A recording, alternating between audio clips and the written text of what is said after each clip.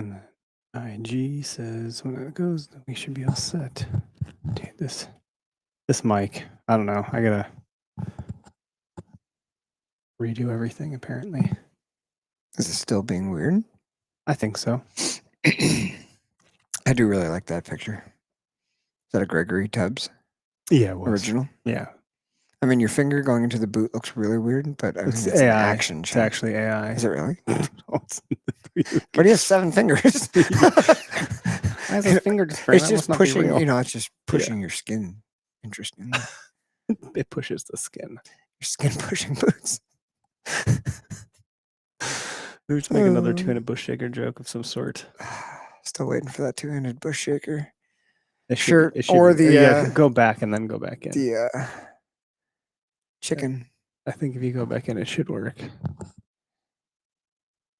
There it is. Hey, look at that. Perfect. There we are. There we are. Sweet. I'm gonna hit the thing. This is the OKest Hunter podcast. Never pass on shooter bucks, if that's just meat in the freezer. It's your tag, you hunt how you want. This is OKest Hunter. Hey, live from Oconomowoc, Wisconsin, coming sure at you, the OKest Hunter podcast. So okay. I have this mic so far into my mouth that I could lick it if I wanted to. You've already got a mustache hair dangling on it. Oh, I probably do. I kind of like it. Yeah, keep it there. It's Can you helps with the look. hear my mustache rub on my mic? Let's go for never mind. Gonna save those for Super November. Troopers, yeah. That's the rut stash. I should bring the red stash back. Holly hates that Really? so much. She hates it. I feel like most wives probably do. I mean, I don't wear it well though. I don't think. I think it's funny looking. I thought it was nice. I just think I look like a bigger dork than normal. Start tucking in your shirt. Small head. I'm like, that's all just pretty weird. Anyway, we're brought to you by Nosler. If you've been watching along on the OKS Hunter show, at some point you're gonna see Greg just dropping does like they're hot. A lot of shells flying out. Dude, seriously, he's just like Nosler, send it, dead. Just stacking them. Well, he's the research and development guy. He's the tester, and he tested some rounds last year. For sure. Yeah. I was ready to go, and I didn't see any deer. It's hard to test. So squirrels. Yeah, I don't know. Not that many people in our camp saw deer last season. Are there a lot of deer on that property? I think so. I mean, there have been in the last decade we've been hunting it. We've done pretty good there overall. Yeah, I've killed a lot of deer with my gun. So yeah. Anyway, but code OHP will save you 20% off. We're also partnered up with Latitude Outdoors. They've been running their Grit series, which is just quite amazing. I think they've done a really epic job with that. If you haven't checked it out, it really is like pretty exciting stuff. I would recommend it if you're looking for something new to watch on the old YouTube and scratch that deer itch if you can't make it out, or after you've made it out, or whatever. And Gerber Gear, I think you've been cutting up deer with yours, and I'm just waiting to cut one up with mine. And I was talking to Justin the other day, and he's like, "Make sure you tag us." I was like, "I thought we did." And do we not? No, I did. It good job. I don't. They probably get a lot of tags. A couple thousand just got buried in the shuffle. But I think their signage in here has been getting a lot of exposure too. Yeah, I took a bloody Gerber knife photo or two. Mm-hmm. So yeah, putting her to use. It's pretty cool, man. And then Rack Hub, Matt just got his because he tagged a buck. We haven't heard his story yet on the show. Matt with OKS Fisher, but then he, instead of doing a shoulder mount, was doing a Euro mount, and then got a Rack Hub RH2. Or I'm sorry. Yeah, no, he got the Euro mount one. Yeah, for the Euro mount, not the shed antler one, obviously. And I don't know what he did to it. He did something weird, so he's getting another one. But nonetheless, like, what a great way to still get that thing mounted up. Well, and I think his taxidermist is hanging on to the cape for him just because prices have gone way up. Yeah. So Matt and he came by the house last week, and we got to have our bucks there together and take a photo and got to hear the story in person. And I think what he's planning on doing is just, the guy's got the cape. He's doing the Euro mount. Mm-hmm. He can have the Euro mount, and then if he decides he wants to throw it on a a form later and get the full amount, he can. Mhm. Otherwise, the taxidermists are always looking for capes. So the taxidermist said, "Hey, if you end up not wanting it, I'm glad to buy that Oh, that's off pretty of cool. Okay. Because then they'll get in, a deer Oh, you who can make money from your laid taxidermist. overnight. Yeah. So if a deer lays too long and the hair starts to slip, they'll just throw it on a different cape. So Mhm. his buck's unreal. So cool. That's thick. It's like 9 inches, over 9 inches of mass, and 2 of the measurements, like between the G2 and G3 is over 9 inches. Wow. So like Matt's a huge dude. His hand like barely goes around it, like not to Oh, touch, but yeah, like yeah. around one side. Yeah. It's freaky. It's super cool. It's a really neat deer. It's a super cool I mean, deer. that would have got me. There's a big kinda old buck stoked. too. Jeez. Yeah, they got a shed. Rusty found a shed off it, and he had trail camera pictures of it, like back in 2021 when they think it was like. Well, then 2. I should also get him an RH1 if he's got one of the sheds like this one here. He can Yeah, hang we'll the see. shed alongside That'd the be deer mount. badass. That's a really good idea. That's actually something I never thought about that. The people that have property that have years of sheds and then they get the deer. If you're running like the RH1 or RH2 and then the Euro mount or the shoulder, whatever, might be a really cool way to like really bring that whole thing to life. I've got that in my basement. I got the buck and then the match set mounted on the wall next to him. It looks. So you're like, I I already think have it that, looks Eric. cool, but I'm an antler dork. So. Yeah, but it's also cool because it's part of the story. Yeah, it's badass. It's a progression of the story. Anyway, we do have a guest with us tonight, but he's not in yet, so we're gonna bring him in hot. We want to get started, so Kevin will be here soon. Him and I were both on work calls trying to get things like wrapped up. It's been a busy, chaotic day, and my son Jude took a tooth through the lip, hitting a coffee table. So I ended up in the ER with stitches the night I was hunting, and it's my wife's birthday today. So happy birthday to Holly, my wife. Looking forward to getting done with this to go celebrate with her and the kids and the fam. So it's been like it's only Tuesday.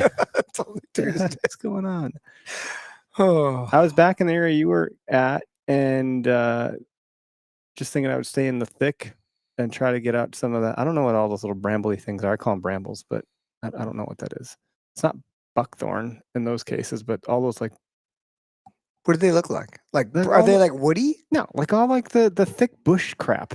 Thick bush crap. That's like not tall enough to be trees, but not like you're not getting through it. It's always like this thick stuff. You run into walls of yeah, it. yeah. And the deer Is that- just live in there. Is that like the red brush? Yeah, maybe that's what it is. Dogwood? Dogwood, red brush. I'll get the lingo That down.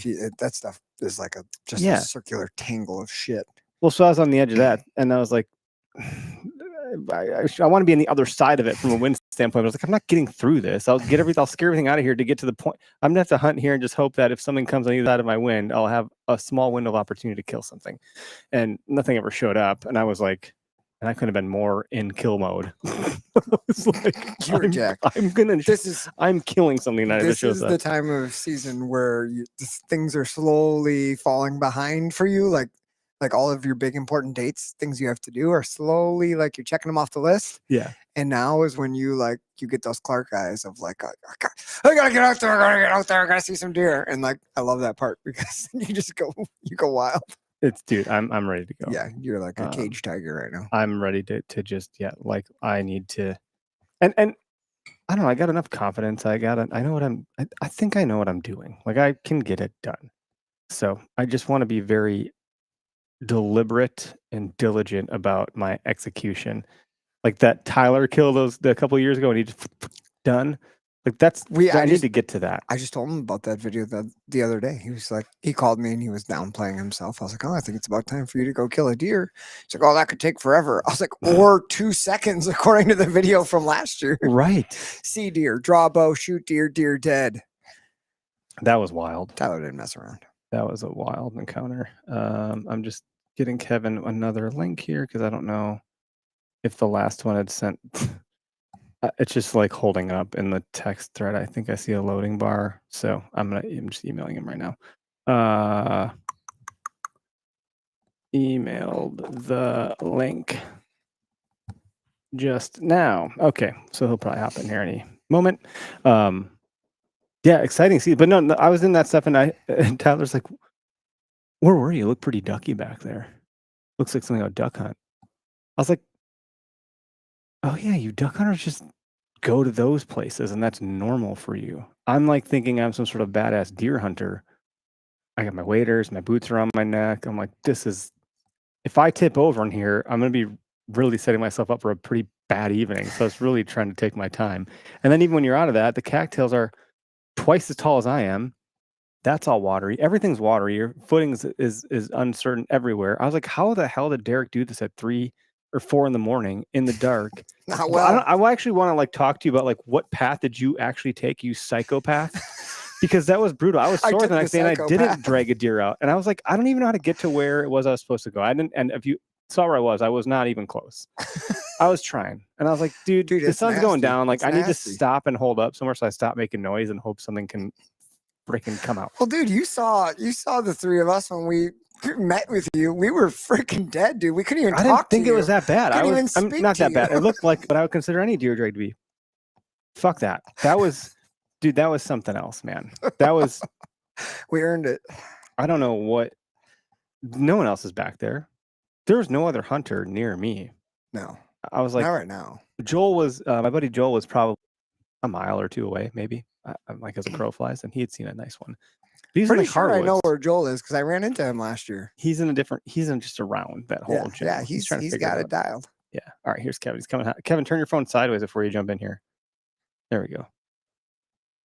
Why do I have multiple browsers? Got it figured out? I told you I'm booming out. Oh, that's what you mean, like because you're old. Yes. We're so old we didn't even get it, Kevin. I was like, it means something's happening. I put 2 and 2 together. I was like, he's dealing with something, but I was like, I don't know what the fuck that means, man. It's it's something boomer versus technology. That's pretty great. Is We try to that make it easy. can you guys see me good? It's beautiful. Yeah. Are you gonna end up like when it gets dark, you gonna take your shirt off again? I got the lights on and it's a lot colder. But so you got the You know Donato what? on. With how warm it's been, I'm actually nervous for it to get cold because I haven't had that like build up. So maybe tonight I do some cold weather training. Yeah, yeah, Ooh. like a real John Barklow over there doing some warming drills. Do you know who that is? Yeah, he's one of the sicker higher up guys. Yeah, John Barklow's I remember him from a long time ago. He had a relationship with Aaron Snyder when Aaron Snyder worked with Sika, and he had been on that podcast, and that guy's for real. That's cool. He is. I have an interesting Sika story real quick. I don't know if you guys are busy or you already got this is real quick, and it's just totally random that we're talking about Sika, but I have an interesting Sika story. Let's hear it. Stick it on us. So people, there's like this La Viva Resistance camouflage now. Like people maybe I'm booming out now. People been dogging on camo. Like it's not necessary. It just is aesthetic. Plaid. Well, I mean, and I do wear a lot of solids and plaid. I don't worry too much about it, but anybody that is arguing that the most effective way to hide the human self is not by being fully camouflaged is totally joking themselves. I was out scouting Sunday earlier in the morning. I just basically got up at gray light and left the house because it was going to be 20-30 mile an hour winds and rain, and I wanted to see what the deer have been doing the last week or two. And I went scouting and I hit a piece of public, and I was just going about my business, walking, and all of a sudden, like, I thought I heard a noise, but I looked, and about 15 feet from me, I saw a compound bow sitting on the ground. And then this guy moved. He was in Sika rain gear. I wish I knew what pattern it was off the top of my head. It's their yellowish, like yellow digital and green kind of. Yeah, yellow and green. Perfect for this time of year. He could have killed me 100 times over again. I walked within 15 feet of him. I did not see him at all until he moved. And then still when he moved, I was like, what's going on here? And I was like, oh my God, the predator literally standing right here. I'm in the Matrix right now. And I scared The him jungle. too because I Alive. had a camo rain jacket on. I scared him too, but I was just thinking like if I was game, I'd be dead. Like I did not see that guy. He was 15 feet from me, and I'm consciously walking around the woods looking for things. And I saw his bow laying on the ground before I saw him, and that was at 15 feet. So I don't know. I was kind of like, man, I think camo's pretty effective. Dude, I have opinions, but I can walk the whole spectrum of it. I can get down on with the whole. I can get down with the whole spectrum. I can get to Derek's POV of it and agree, and I can get to the other end of the spectrum and agree. But I do think that just like women dress up to impress other women, because we stopped caring when they were in sweatpants. Like, you don't need to go further than that for us. Everything else you're doing, you're clearly doing for another female, because like we don't care. We think you're beautiful. Like, you don't need all that stuff. That being said, I think camouflage has far surpassed it in its capability to camouflage yourself from a deer. I think it's over-engineered now, and now we're just doing it for people. We're just doing it for the human eye more than anything else. Yeah, Not that that's not the point of it, but that's sorry. I just There's a lag yeah. there. No, some of that oddly is enough, true. Yeah, I don't know. But there's reasons for all this stuff. I just there is reasons for all that stuff, and if somebody wants to make a camo pattern and buy a camo pattern and sell a pattern because it looks cool, good for them. That's awesome. Who doesn't want something that looks good? You look good, you feel good, you like a pattern. Dude, I love camo. Like that's how you used to sell me anything when I was little. Just make a camo, and I would buy it. Like camo and Hunter Orange, I was always drawn to those couple things, you know. Have you guys ever seen Camo Booty? It's like the two naked trucker girls, and they just repeat that in different colors all over, and then it's camouflage with yeah. I mean, that's a real thing. Somebody made that. So you can look invisible and cool at the same time. I've noticed like there's this other trend where have you seen the other direction where like the golf shirts have such small pictures that it look from afar looks like a really nice polished patterned shirt, but you get up close and it's like the pictures are of something like someone cutting their grass. It's like a lawnmower or a marijuana leaf or a fucking pick anything. I've not seen that. It's insane. All right, we're on. Well, I think a lot of camos are being made right now just to sell because they're aesthetically pleasing. Like there's a lot of greens in camos, and that's because market research basically suggests that if you put green in camo, it will sell. It doesn't suggest.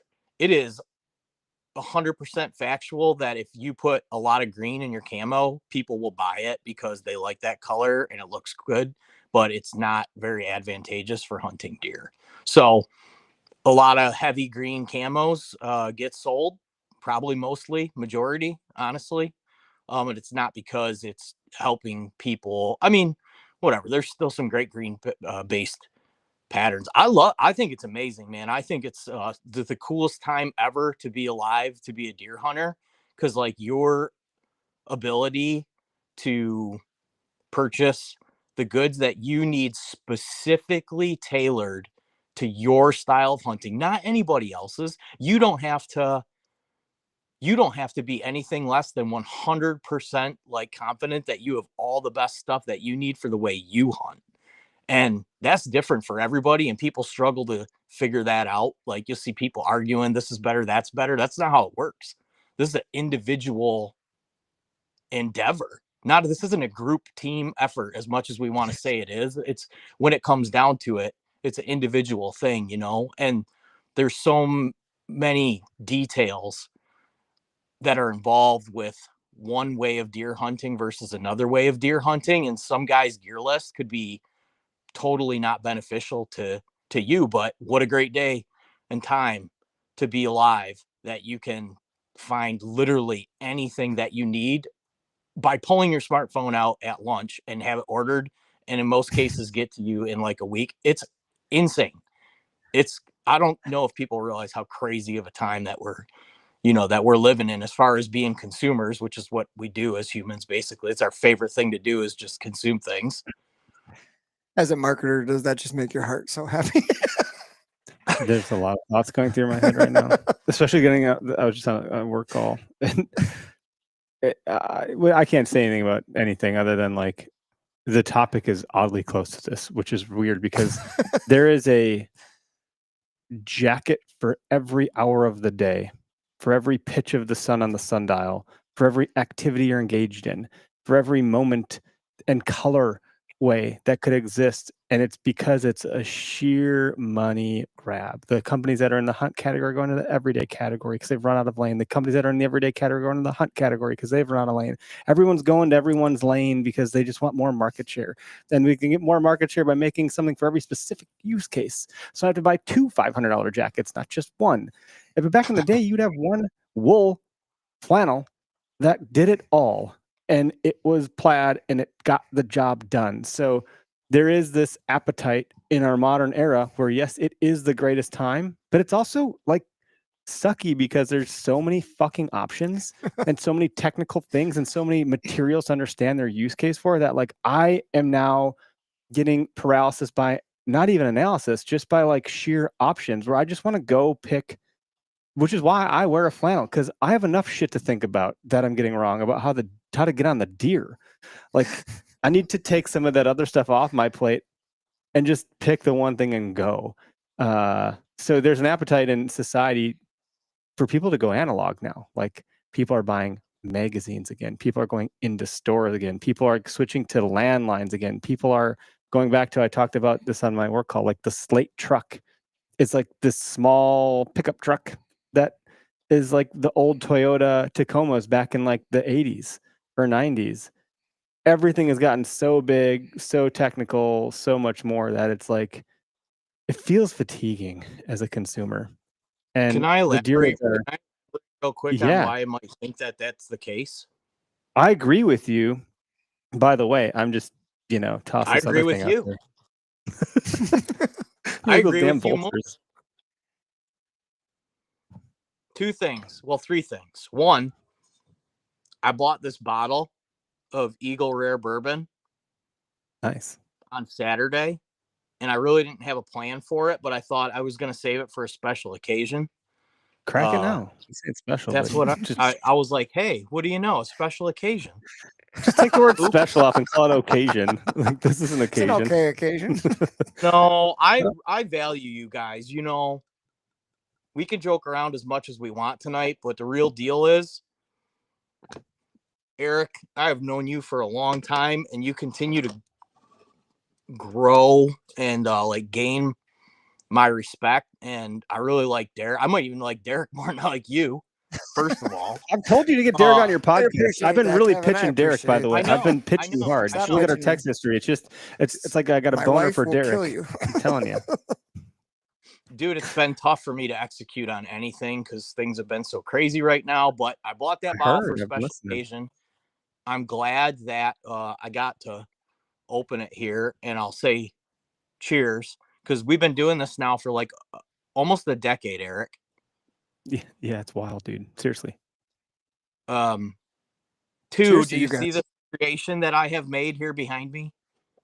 Do you Say a guys deer see this? turkey mount that I'm interested in. That's a turducken. That's a You're turbucken.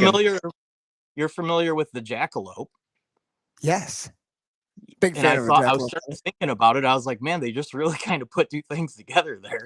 And it got to be legendary, right? The jackalope. So that is, and I actually have the beard. I'm going to hot glue it right to the brisket. Yes.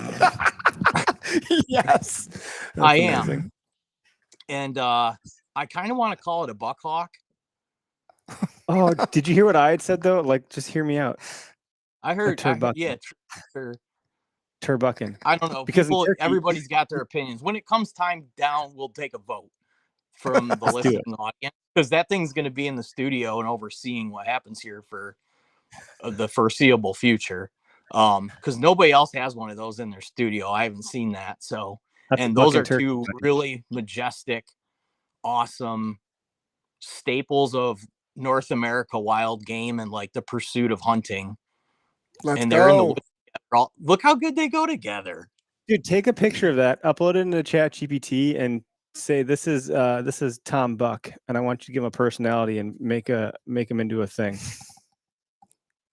Well, And then Tom Buck can just have a do him a disservice giving him human qualities. Keep him He's wild. already like a mythological creature. So He's beautiful. back to why I think that there's so many, because a lot of companies are manufacturing. They need growth to be sustainable. So how do you achieve growth? Make more products, make more SKUs. So a lot of things just getting made out of that. And like you said, they're going to do specialty items. I love that you brought this up because we're in product creation now, essentially. Like, I need to think about how to say that a little. Product design. You're 2 weeks out You know, perpetually. we can elaborate a little bit on how I found myself here, but you mentioned the flannel and you see what I'm wearing. So I'm tracking with what you're saying. I'm not just saying I'm agreeing with you. I'm literally doing all the things that you say. And I love items that, like, if it's a one trick pony, I'm way less interested in it. If it's a piece of gear that I can cross over for, like, so like my hiking pants, for instance, they're like the ultimate investment because I wear them to work. I wear them hiking. I wear them hunting. I wear them mowing the lawn. I got a nice pair for dinner. Like, my hiking pants, they cross all the barriers. And so the ROI on that product is, is really phenomenal. Something to be said, like a pocket knife, right? It, like, you utilize it for a ton of different things versus like one specific piece of gear that you pull out. It's really expensive. Maybe you only use it for a couple weeks a year. So when we talk about clothing specifically, I love items that have crossover because I'm going to be outside all year, right? And I want to be comfortable. I'm going to work outside. I'm going to hike outside. I'm going to be scouting. I might go fishing.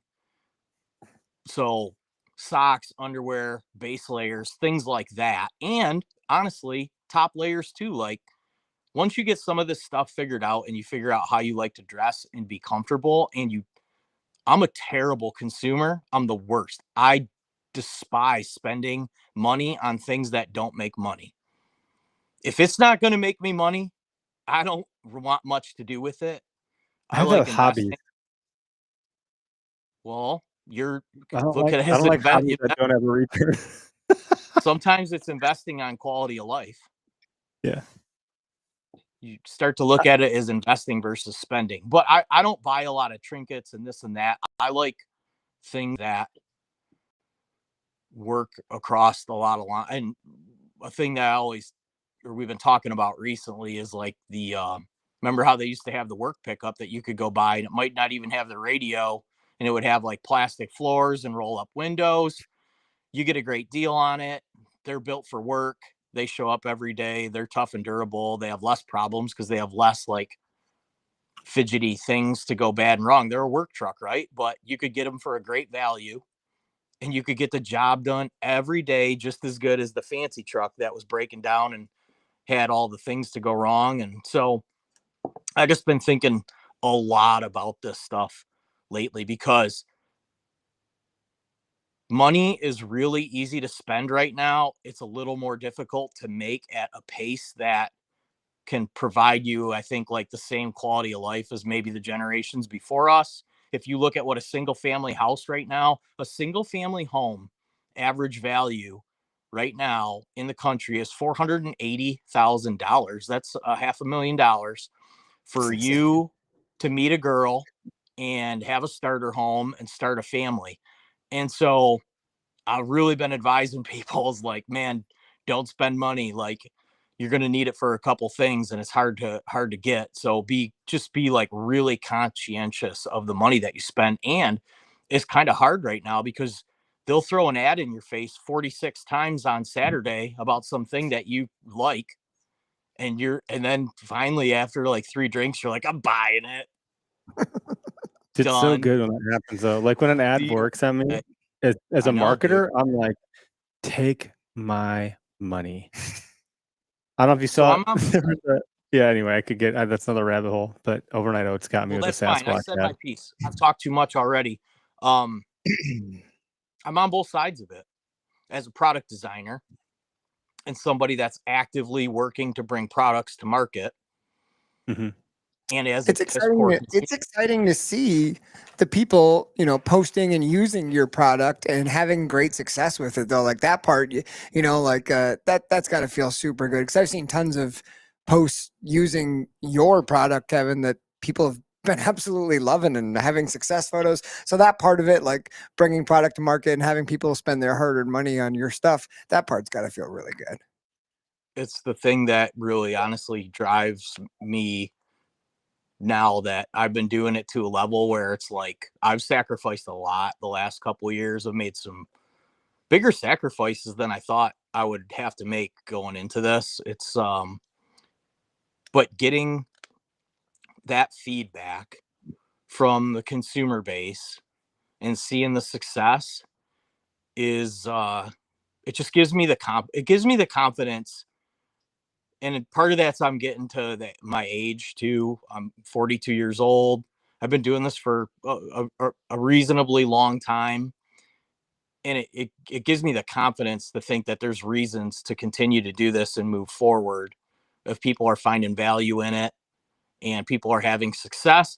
And the thing is I'm just sharing what I was doing and what we were finding success with. And I've hunted all different ways and methods for whitetails.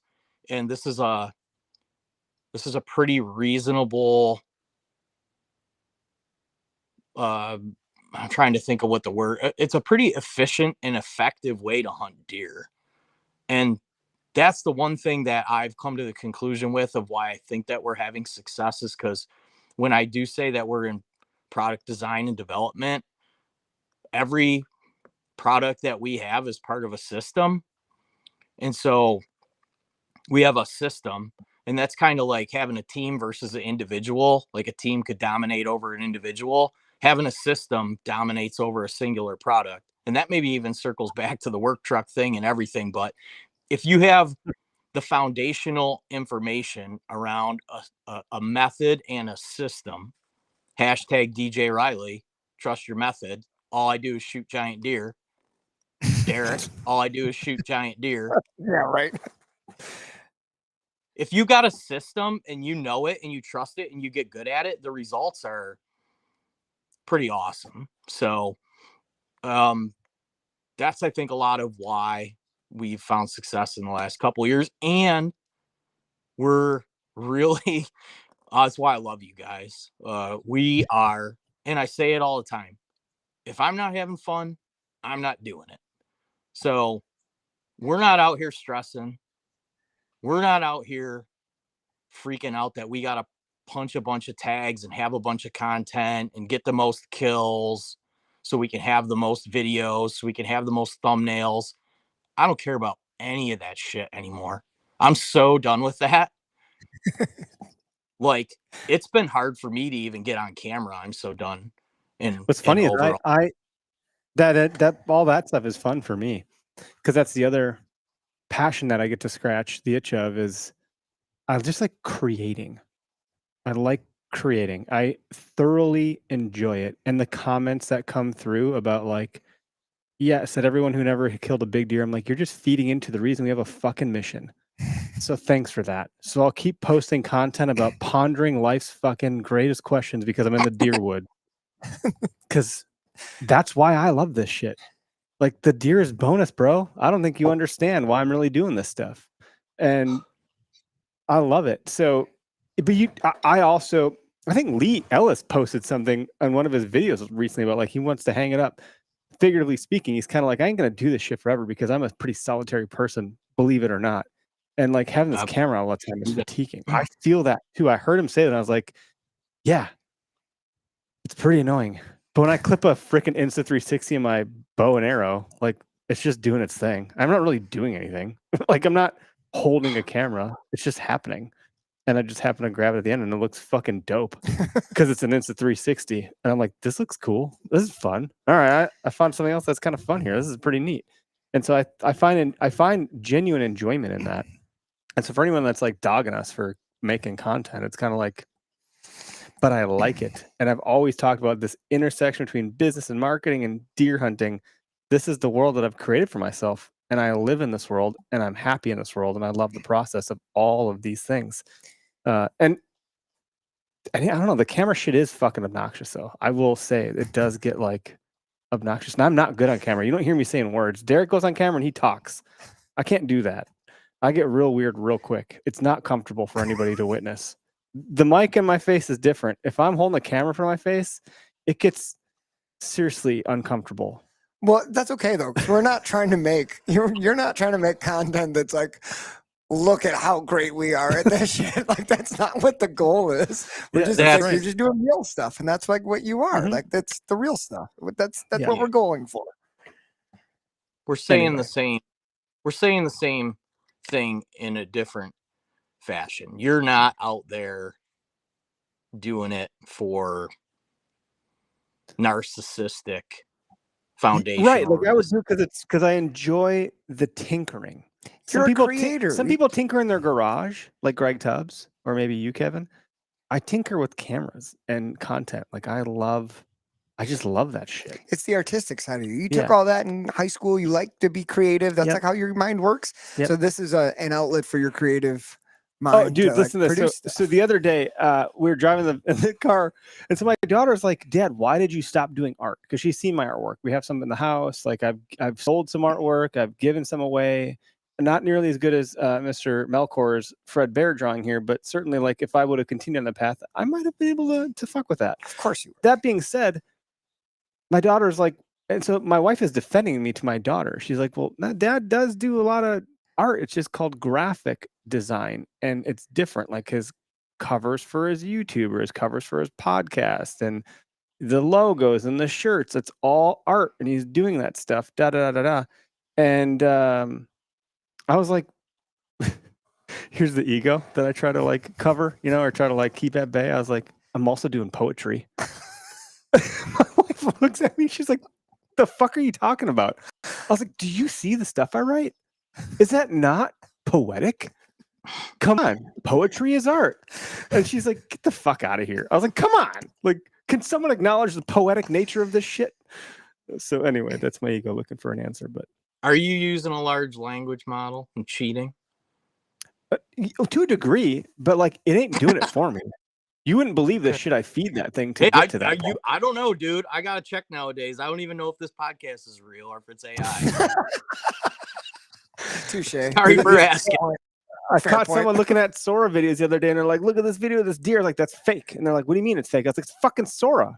They're like, "What's Sora?" I was like, "Sora is a video creation tool from AI. It's fake." And they're like, "No way. This whole time I'm watching all these videos, I thought they were real." I was like, "No, they're fucking fake." You're saying that shark attack that ate Dude, 6 people wasn't real? Yeah, it was- Uh-oh.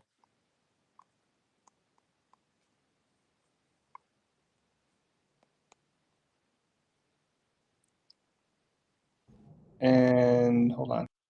Okay, we're back. What happened? Sorry, Derek got excited. Derek hit the table and the cord's unplugged. Like I thought that. because we were My talking strength about is my- AI, the deep state was censoring us. Wait, so Calder had a question, and I'm going to put it on the screen. He said, "I would love to hear some thoughts." This is probably before we got into what Russ is talking about, on getting your joy back for hunting after a negative experience. Struggling with that this year after a bad interaction last year in public. I think I remember when Calder had called about this, and it was a poor interaction with other hunters, if I am not mistaken. I had a bad experience last season, but it was my own damn fault. And that The canoe thing? no, well, that was a Well, weird let's problem. answer. but I Let's didn't answer. think it was- Let's answer this for him first. Yeah, well, I wanted to speak to it from experience. Like my bad experience was I didn't get that buck, and that chewed me up pretty bad. So it was a different type of experience, bad experience for me, and I almost hung it up for the season. So it took a lot of other hunters around me to convince me to go back out and hunt. Yeah, but you would get that buck if it was on private. Yeah, maybe. Sorry, maybe. dude, I had to. I'm sorry. No, I I've would have had missed lots of it. reasons to mess it up. Yeah, I missed did you lots see of the video? Did you see that? Did you see our video from last week of that hunt? I haven't even seen my own videos, Eric. Okay, yeah, you can't. You don't have time. I would love for. I want your opinion. It's like a book club. I just want to hear people's. I want to hear the feedback. I'll let you take Sorry. a stab at Calder's question. Does Calder's question specifically say with other hunters? Right? No, but I just remember last year that's it what was with other hunters. Yeah. And it was them being kind of jackasses. They were being to him. dicks. Yeah. Yeah. Like they're like basically they were squatting. Bullying him. They were squatting. They're like, this is our spot, and it's like, it was public land. And they're like, but it's our spot. We've been hunting here for a decade. You can't just come in here and hunt this. And though that's like, there's some unspoken rules in the hunting community, but that one like doesn't hold up completely. You can't just edge someone out of a fucking public property spot. Well, and if I remember correctly, he also wasn't like going He wasn't being the a douchebag. same way they were going. Yeah, like he wasn't being a dick about it. He was trying to get away from them, but they were really giving him the business, like a hey, we're not gonna. And for context, he bought all our bourbon here today. And for additional context, he's a newer hunter. So for someone to dog him for encroaching, it's like, why don't you bring him in and help him? Hey, looks like you how long you been hunting? Oh, this is my second year hunting. Oh, well, shit, dude, we've known this area for a long time. Why don't we, well, we can probably work together. We can get you on some stuff. Let's get you on some deer. Like, this is how, that in my mind is how I would approach it. Apparently I think differently than some douchebags like these guys who are like saying, get the fuck out of here, basically. Yeah, that's man, not answering this question. So. There's no shortage of crummy people that you're going to run into in any thing that you do in life, but why that's no reason to be detoured. Like, yeah, you love hunting, keep hunting. Everything's an opportunity. It's all about how you look at it. This is either an opportunity for two things, for two courses of action here that I might recommend. These guys sound like losers. I don't want to be anywhere around them, and there's tons of public land. See you, bye. There's the other one. It depends on what kind of day I'm having. That come up to me in the woods, and he says, we've been hunting here, so and so. I would say, that's cool. You guys are welcome to stick around. I hunt here now. I have every right to be here. You have no more right than me. I've made a lot of sacrifices so I could be here today. I hunt here now. You're welcome to stay. I'll share pictures with you. We can do whatever you want. You tell me where you are, I'll avoid you, but I hunt here now. And dude, they might pull a gun out on you, and it could escalate. You better have a plan. Sometimes I get ahead of myself. I like but that. Honestly, in a lot of situations like that, I think anybody that typically would, and you got to assess the situation. Is this even a mentally stable person that I'm talking to? Right. I mean, I'm halfway joking around, but I will tell you, if I was approached by like what I thought was a mentally stable person, some guy trying to like tough guy me out in the woods, that's not gonna play. Like, I've made tons of sacrifices. He might be tough guying you in some Sitka, and you can't even fucking see him. Yeah, I mean, you gotta be. But where are you? Where are you? The ultimate show yourself. Show yourself. I can feel it. Just kidding. I'll say that I've never had any kind of situation that's escalated out in the woods. Everything that I've ever had, honestly, okay. How about this situation that I just talked about with the Sitka guy? I put a lot of effort into being out there that morning, you know? Mm-hmm, like I was way back in. It's pouring rain. It's 30 mile an hour wind. I could be at home with my family in a warm house, like having breakfast or something. So I could be very emotionally detoured that I ran into this guy. I mean, it took me an hour to basically get where I was going, get out in the woods, get back in there. I was going to check a transition to see if there was some scrape open. And he was going to the same place as me based off maps because he's a good hunter. So I said, guess what?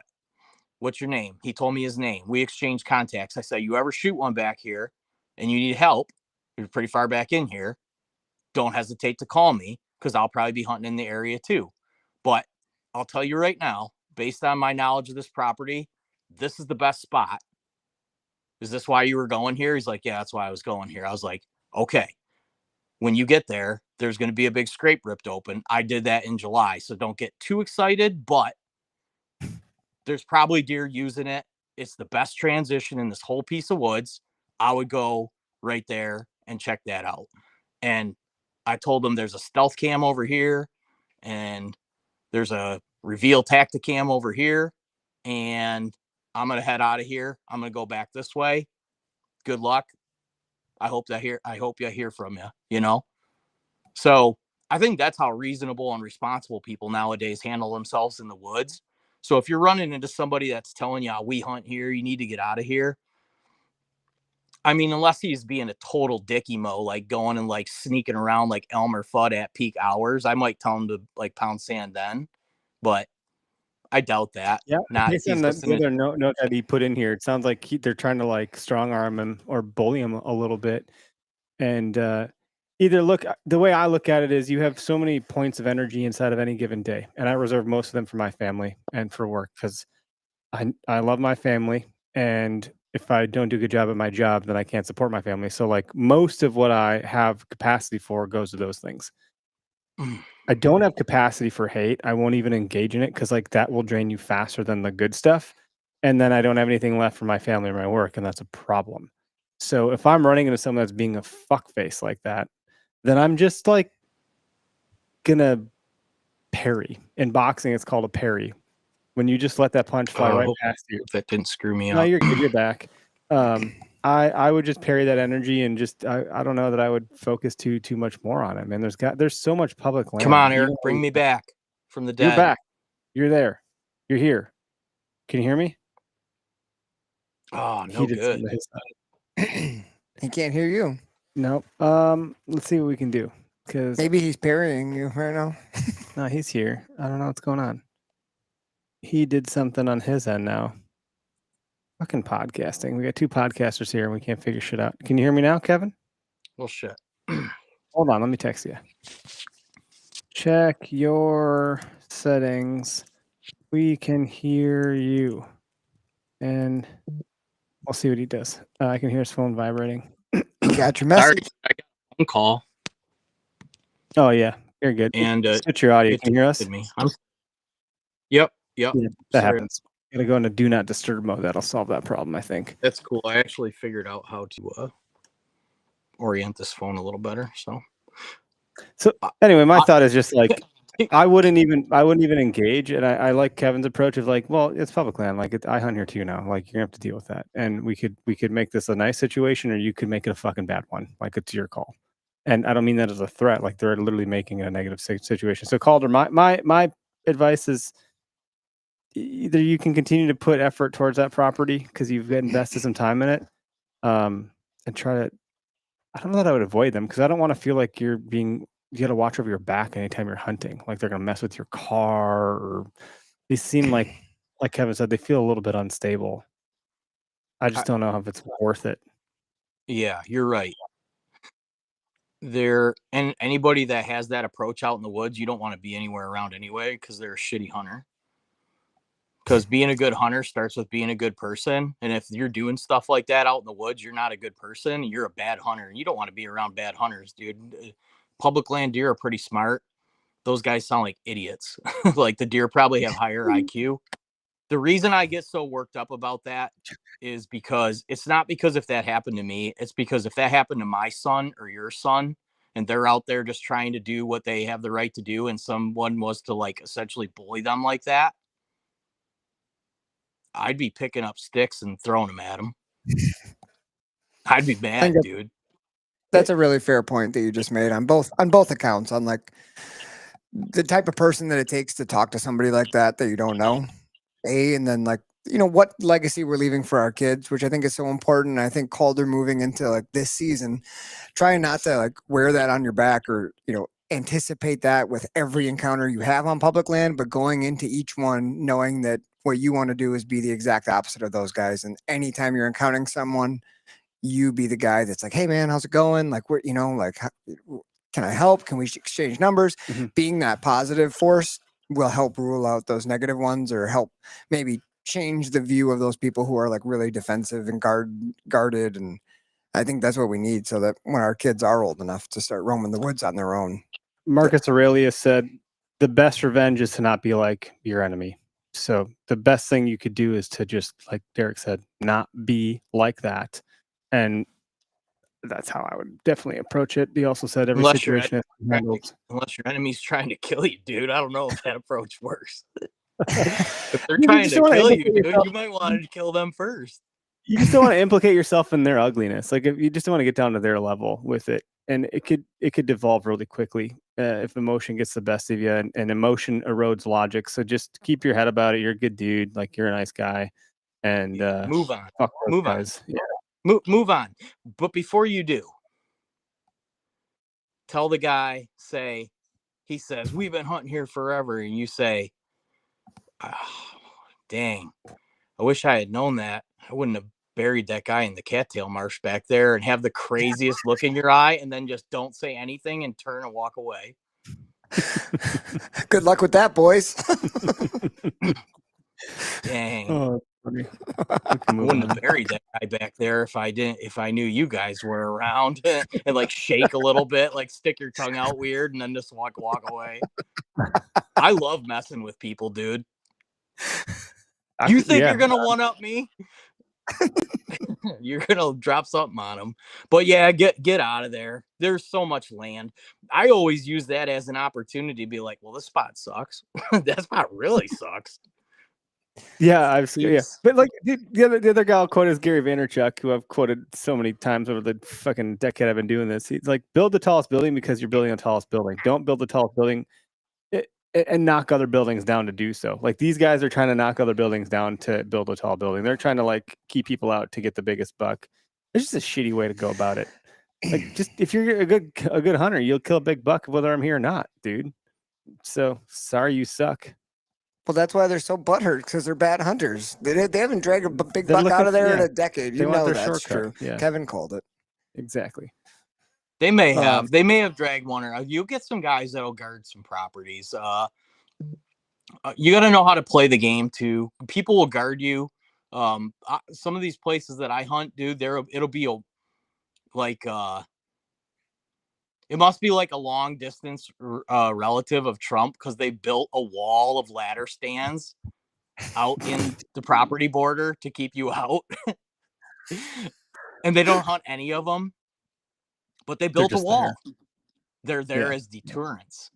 Dude, we've been on the same property for gun deer season and where we go on public land for the last decade. But by golly, every year there's some other guy that tries to get in there. And like, look, if he beats us there fair and square, then by all means, go fucking nuts. But the woods change every year. Trees fall over, windstorms come through, acorns don't drop, or this was cut and that wasn't cut, or like the deer just ain't using the same way. The crops change. So what was a good spot one year or a few good years, like maybe it's a dead zone now.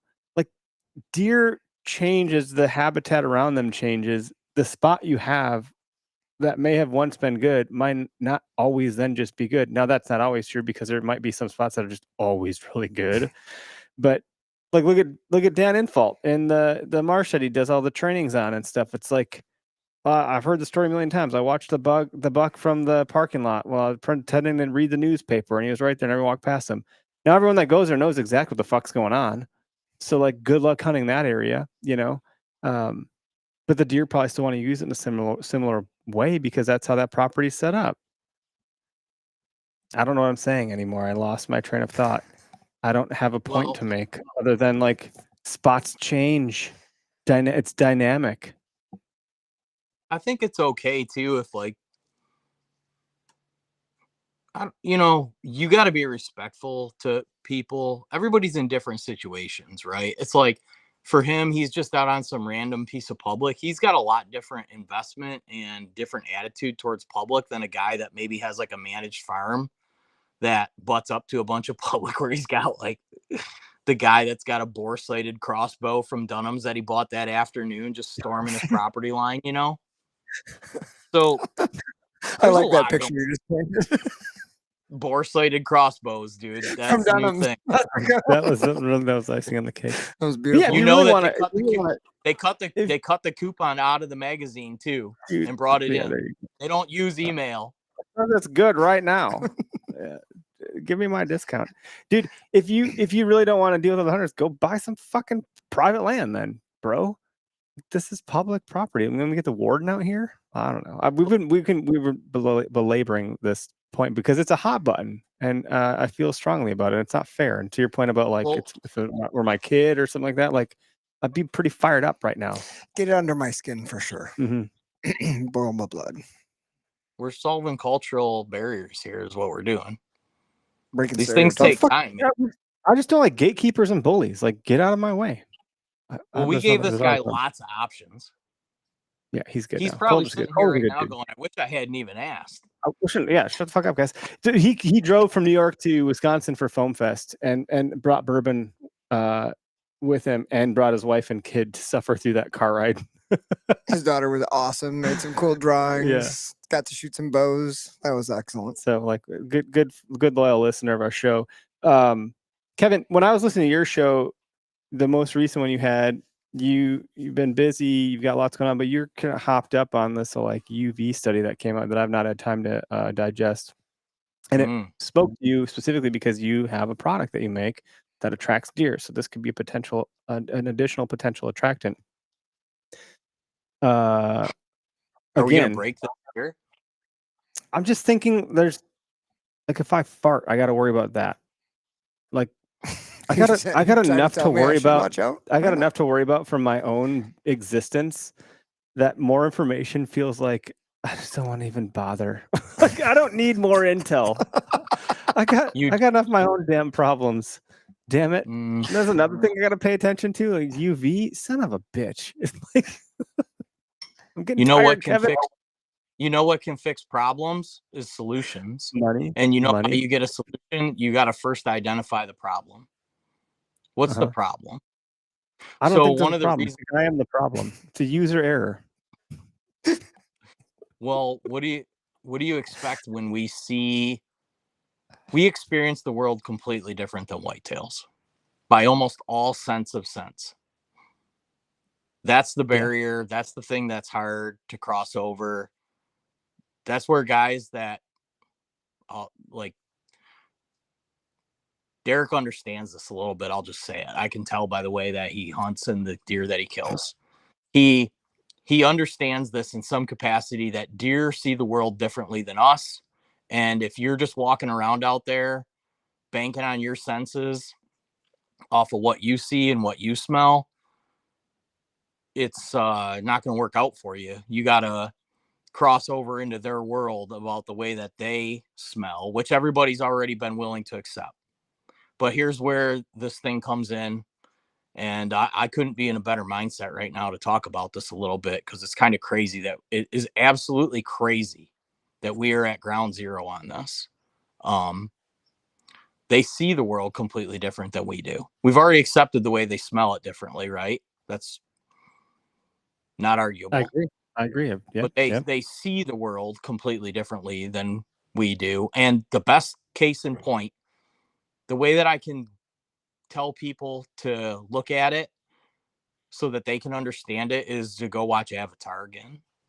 Go watch the first Avatar when the forest lights up at night and have an understanding that in some capacity, not to that magnificent level, but in some capacity, that's how deer, not just deer, it's all game. It's just, and I just can't even believe that. Dude, did you know that the duck-billed platypus glows under a black light? Did you know that? No, Don't ask me how I know that. But it suggests that there's reasons that these creatures exist in a realm that we don't comprehend. Right? We don't have the senses to understand. Why the fuck would an animal ever have to glow? But they do, which makes them even weirder than you would think because they're already pretty weird creatures. So if a duck-billed platypus is glowing under UV light, then there's clearly the spectrum of viewing in the wild world that like we are not privy to. I was talking to a coworker the other day and they're like, dude, we're not from this fucking planet. We were aliens that came here a long time ago. Every other fucking creature, the babies are like on their feet in 2 seconds. They all live outside. We are the only thing that lives inside. It's like, there's probably a theory that holds up there a little bit. It's kind of funny. We certainly don't fucking glow and see in UV. So sounds good to me. Yeah. We'll just jump right on that conspiracy. Have you been studying the duck-billed platypus?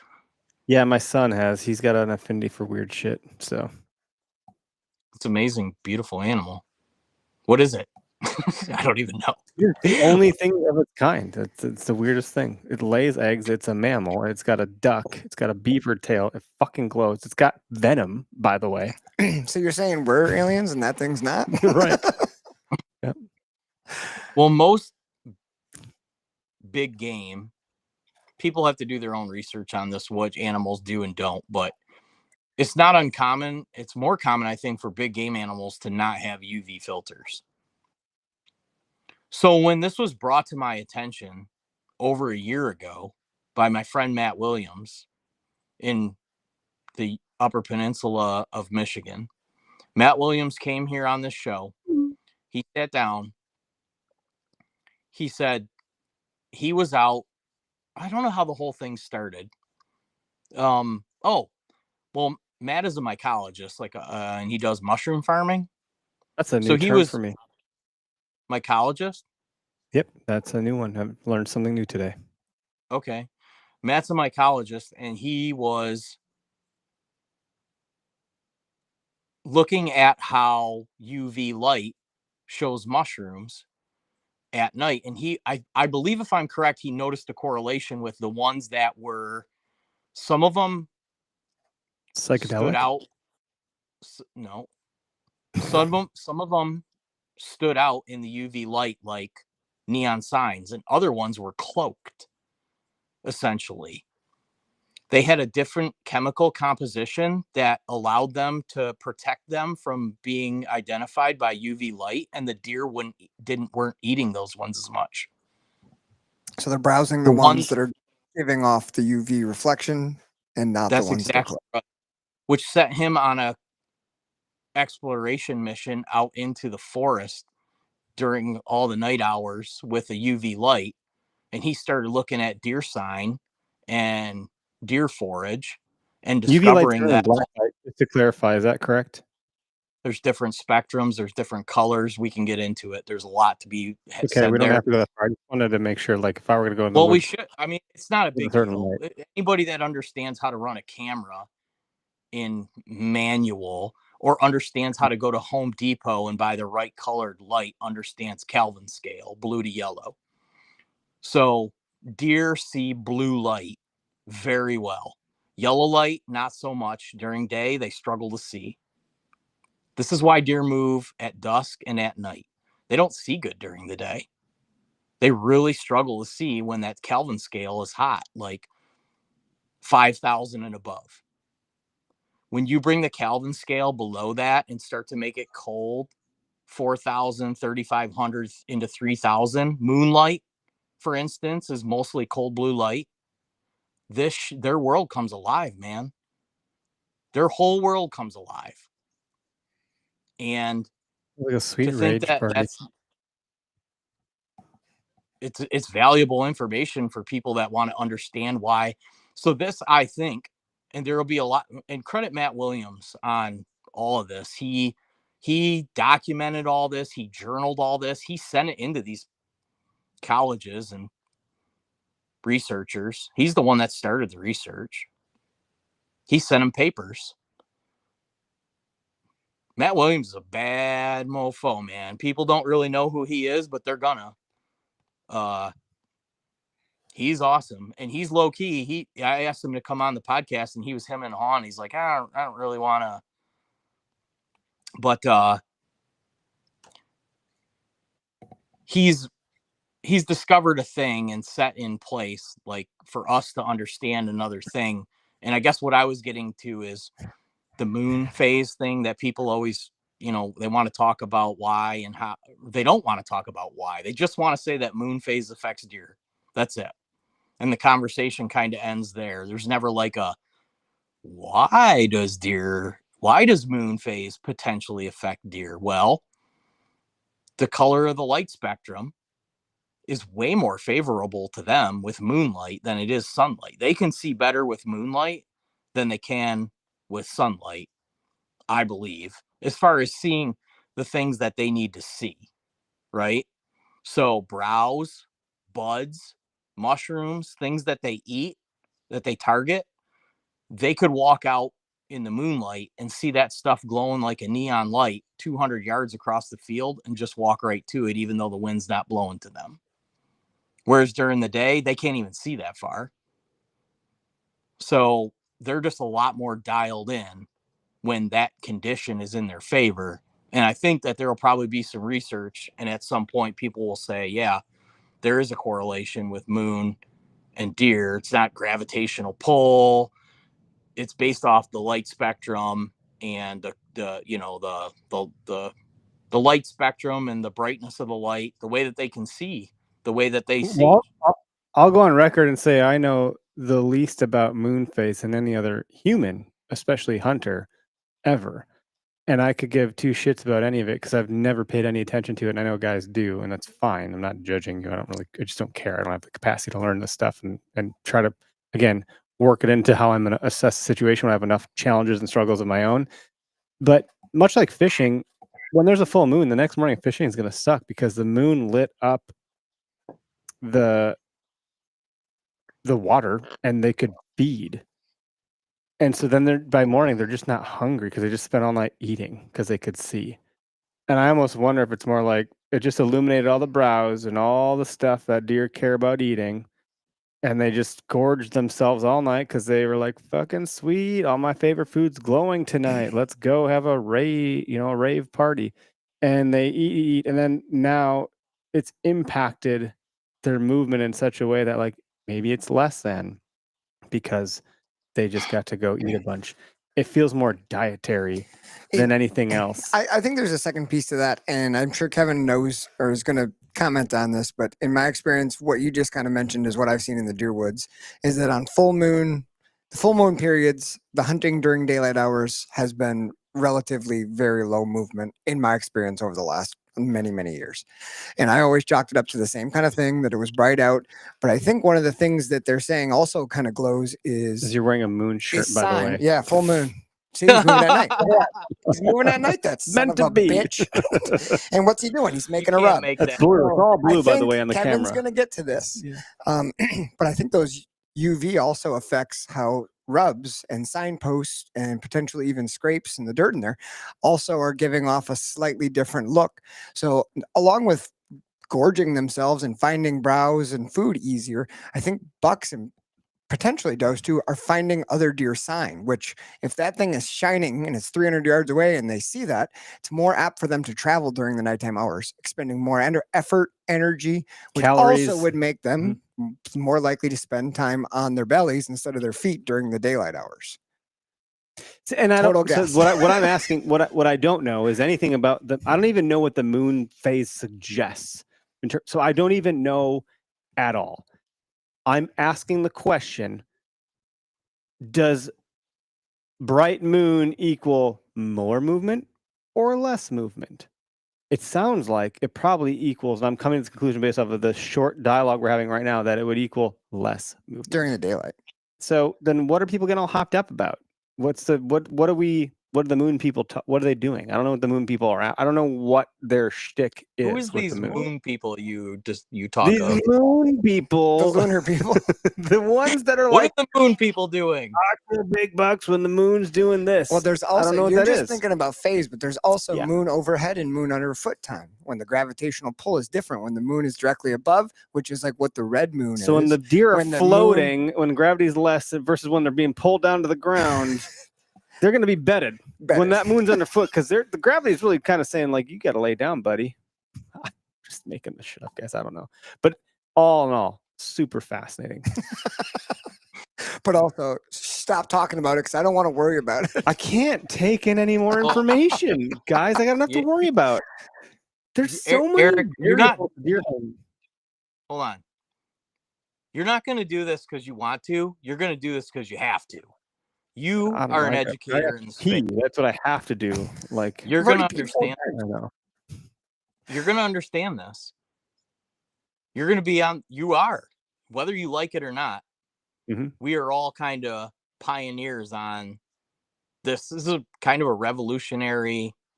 No one's ever talked about this before, that deer see completely different than us. There's been a lot of talk about they see this color better than that color, but not the fact that they see everything differently than we do. And to what Derek was saying, what if a doe can walk up to a rub? She doesn't have to smell it. She can look at it from 20 yards away and tell you if it was an immature or mature buck based off of the color of the marking. Because that's probably going to be a thing. But so then what do you do with that information, especially if it's happening at nighttime? Like, what do we do with this information? That's where, like, this, as this stream enters the on-ramp of the highway of deer information that we're already, like, trying to keep speed with, the fuck, how does this merge onto the highway of deer information? And what the hell do I do with it? I love how bothered you're getting. Especially when it happens at damn nighttime when I'm sleeping anyways. I just, Well, I would stay away and from I'm not cotton. being a dick about it. I just am like, yeah, okay, I know this will have an impact, but what the fuck's it going to be? I'm going to answer this for you. I'm going to buy you a UV light. Yeah, well, then I'm just Okay, going to I'm find gonna jizz send it to- everywhere. Like, it's going to I'm get going to weird. send it to the studio. Well, you were the one that was already arguing that we're not from this planet and we don't look like a platypus and glow. Go jerk off on that table and turn on this light that I send you. Yes, we do. We're going to get a pet duckbill platypus as our new mascot. Alien Steve is fired. masturbator. Now, I know that. Maybe don't what you're saying- wear some things. If I send you this light and you guys shut it off and you say, hey, this is what I'm wearing hunting. And Derek shines the light on you and one specific garment that you're wearing lights up. Maybe you say that's probably not great. Maybe change that out. And that happens too, because Kevin, I'm assuming that you've had this happen before. You like walk past one of your trail cameras, either on the way into the stand in the morning in the dark or on the way out. And when you look at that picture, you're like, who the hell's wearing a snowsuit in front of my camera? Oh, And it's you, crazy, but right? none of your camo pattern shows up. It's all UV reflection from your IR on your game camera. Have you had that? You couldn't have said it any better. Can't You get look rid of that like camo somebody. pattern. It looks like somebody took a spotlight and shined a stop sign. Seriously, glowing bright white. All the patterns that we see with our human eyes are no longer visible under the IR of the camera. Completely And right. that's what the deer are seeing. Yeah. The cotton, I will say that cotton, from what I've been looking at, is has a lot of that signature. It's very bright. Some polyesters do, some polyesters don't. Unfortunately, I think it's more of the treatment, like the DWR. Unfortunately, because that stuff's so nice, it sucks to wear Yeah. clothing that absorbs everything. But I think those treatments are very UV reflective. So I don't have the best light. Actually, like, I'm going to get more comfortable here in the future talking about this because we just bought a new light for specifically working on all this stuff. Well, that's cool that you're going to be like doing some of the testing and messing with it yourself. Well, we're producing hunting garments, so we're not trying to set people up to fail. Like, if we have, and it could literally be just a thread. It could be a different thread that they use to seam a garment, and the thread might glow. And so it's just things thread, right? Like all that could potentially somehow reflect the UV. Well, the dye thing is interesting too, because like I know I have detergent that helps make sure that your fabric isn't going to glow because of the detergent and like the blaze and the camouflage and stuff like that. So there's certainly some like real evidence, like empirical data that supports this stuff. From what it's I've already seen, kind of there. So this is kind of like bringing it further down. the anti-UV soap doesn't make much of a difference, dude. I'm sure, well, I think- right, but it's one of those things again where it's like, well, when I came up with a slogan for the radon company I used to do marketing for, the slogan was "Why risk it?" Because whether you believe radon's real or not, for the price it costs to put a system in your house, and if it's a number two causation of lung cancer in non-smokers, or the number one cause of lung cancer in non-smokers, and why for the $800, why risk it? Well, just that's like the thesis, right? Why risk using? I'm not going to use Tide. First of all, they don't even make what I would need to, like, from a scent standpoint. But also, then, like, why would I? If there's something I could how am I saying this? What am I trying to say? I wouldn't want to introduce something that would create risk if I can avoid it, kind of thing. Sure. And I think that's actually like Ozonic's thesis too, is like, well, if you can mitigate scent even more, why risk it? Well, because I don't want to risk bringing this thing into the damn woods because it's loud and noisy and clunky. I got to carry another thing or whatever. And I don't know that I believe it, but something as simple as washing my laundry and something that is going to tell me that my clothes aren't going to glow sounds pretty good from a marketing standpoint. I've been believing that one since I was probably 12. Yeah. You just answered your own question, though. You said, how is all this stuff going to benefit me as a hunter? You just answered your own Yeah, question. I knew we were going to get there. Yeah. I just mean from like a travel and like what deer do kind of thing. Like that's more where my mind was at. I feel like we're Well, already into that. Like I'm not wearing blue jeans in the woods. You know what I mean? they love to move during blue light periods. So if you have a manual camera, DSLR, or a mirrorless I've camera, seen the and guys that put that spectrum on it where it shows up in red or something bullshit like that. Like Keegan does that. I thought you were into filming. Me, no. I wish I was. I don't have that kind of capacity. Well, you I like, understand lights. yeah, a little bit. You understand. Well, so my point to the people that run a camera, if you run a camera in manual, it doesn't auto adjust the Kelvin. So when the sun goes up or down, you have to manually adjust your light spectrum from maybe 3200 Kelvin to like, when it first gets light in the morning, everything's very blue. And the same thing after the sun sets, you get a period of blue versus during the middle of the day, the sun is very white and yellow. Mm-hmm. So that's your Kelvin scale. And essentially deer just see really good in the blue light scale, which can be affected by the moon, can be at night and during dusk and dawn. Oh, wild. What a rad concept. Deer move a lot during dusk and dawn. Yeah. That's kind of where I'm at. I'm like, you're not telling me anything I don't already like. Oh, you're just validating more the fact that deer move in times when I can't shoot them. Like, so I can't just wear blue and pretend I'm a fucking deer rub and gray light. Damn it, because like, like I can't capitalize the sun any more than I can like just mitigating my ability to wear blue when it should matter when I can hunt versus capitalizing on it when it matters most. When like ideally, I was a poacher and I'm wearing fucking glowing colors when they're trying to make their way to a rub line, like they're gonna run to me because they think I'm deer sign. I would could never also do that. you can understand the way that they use those markings and tools to, just like everything else, work against them. Just like a trapper uses scent, like Mhm. deer and other animals, they trust their nose. Yeah. That's what gets them in trouble with a scent product. Like you can do that through visual stimulation too. And so that's the next chapter, essentially, is people are going to be predatory on deer, understanding the way that they see the world better than we ever have. And we're going to take advantage of that. So I almost wonder, like, okay, and this is coming from a guy that has a lure company like DH3, which we've used, which we love, which, man, I did not realize the TikTok thing was going to work at all. So that was kind of neat, by the way. So you're really just focused on scent, on attractant to the licking branch with some sweets, and the synthetic urine to the ground. But if you were to lay some mushrooms down that stood out like a sore thumb in the middle of the night, like that could increase the odds even more. In addition to scent, now you're getting Mushroom visual. scrapes.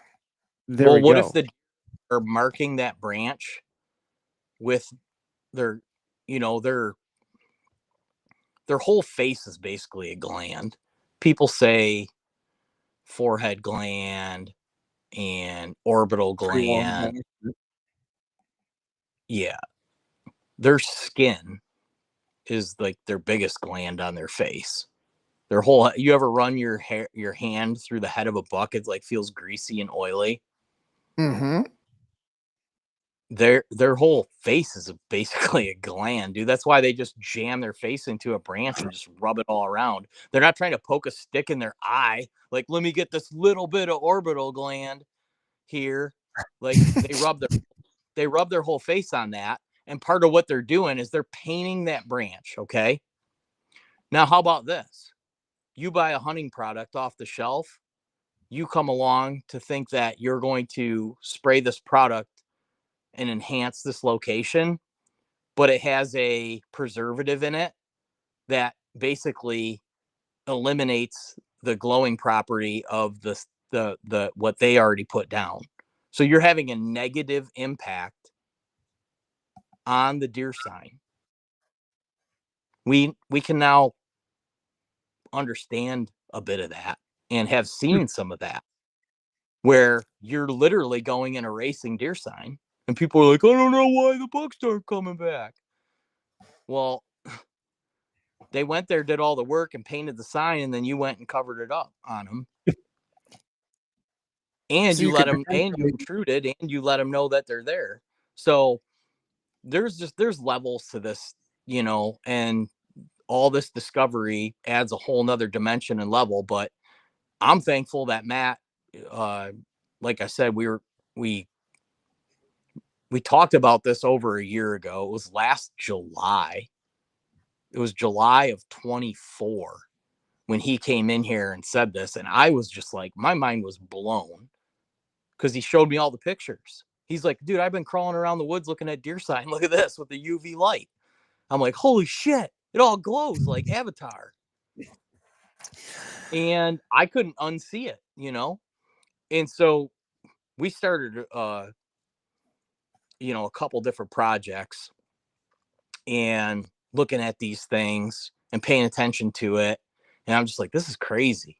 And then this week when that article came out, Tony Peterson texted me. Oh, like, dude, he is such a good dude. And I said, hey, do you remember a year ago me texting you these photos and telling you about this? He goes, yes, sir, I did. It was the first thing that I thought about. And so that gentleman that published the papers and things, Tony has a relationship with him, and he wanted me to connect with him. He's like, dude, you got to jump all over this. And I'm like, I jumped all over this a year and a half ago. Like they're like new discovery. I'm like, this is old news. We've been working on this for a year. Not we. Credit to Matt. Full credit goes to Matt for like just being. People talk, oh, woodsmanship's dead. Matt's crawling around in the woods with a UV light, making brand new discoveries nobody's ever even made. Don't tell me woodsmanship's dead. Dude lives in the woods. He can't even operate in modern society. That is a good point. That's what people said about the drone dude. They're like, fucking drones. They're like, yeah, but dude's watching deer with the fucking heat signature for 24 hours a day for 24/7. Like, what are you talking about? Like, there's something here. It's interesting. Like, it's interesting. Again, there's nothing I'm going to do with that information that's going to make me any better of a hunter because I suck. Like, you put boots on the ground and like suddenly I'm in cattails that are twice my height. What the fuck am I doing? Well, what if we drone, none of it matters anymore. On X, get it the fuck out of here. Like, I can't figure out where the hell I am right now. Okay? It's like that. I've been seeing the meme go around. I'm sad we're not doing memes these days because like I've tried to like get out of that a little bit, so we're not just a meme page. But it's like the Bobby Boucher of like I don't know where I am right now. I don't know where I. It's like and you in the cattails. That's what I mean by I don't. So I think all of this needs to be taken with a grain of salt in terms of application. I know boots on the ground, getting shit done. I got it figured out.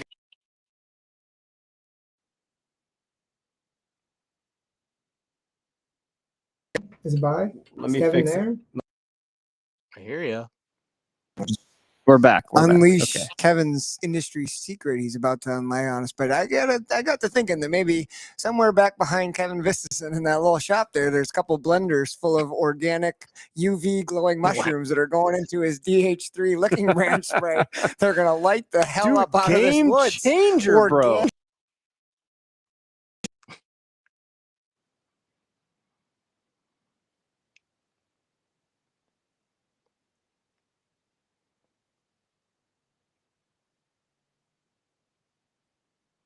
I lost your audio for a minute.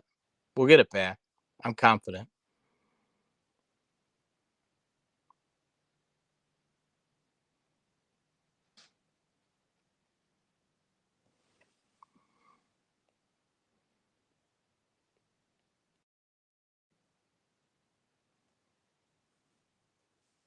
I can see you. I can't hear you.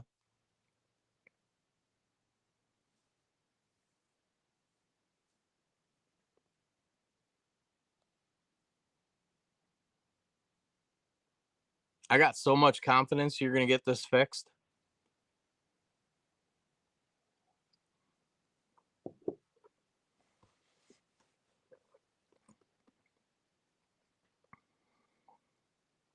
Can you hear me now? I cannot hear you now.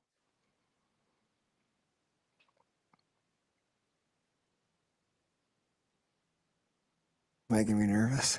We should be all set. It I says can that hear you all now. the things. There it is. Okay. You got me? You got us? Yep. Oh, I'm sorry. Dude, Sorry. we got seasoned podcasters here and we can't get shit right. We're getting her right, dude. We're breaking new ground here.